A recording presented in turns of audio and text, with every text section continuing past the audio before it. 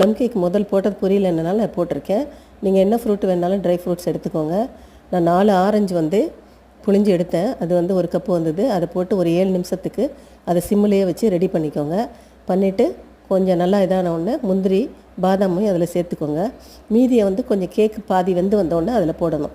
வச்சுட்டு அப்புறம் வந்து ஒரு பாத்திரத்தில் எந்த கப்பில் மாவு 1 கப்பு எடுக்கிறீங்களோ அதில் 3/4 கப்பு சர்க்கரை போட்டுட்டு நல்லா தண்ணி விடாமல் அப்படியே பண்ணி இந்த அளவுக்கு வந்த உடனே 1/2 கப் தண்ணி எடுத்து கொஞ்சம் கொஞ்சமாக விட்டு அதையும் இந்த பதத்துக்கு எடுத்துக்கோங்க. எடுத்துகிட்டு ரெண்டையும் நல்லா ஆற வச்சுக்கோங்க.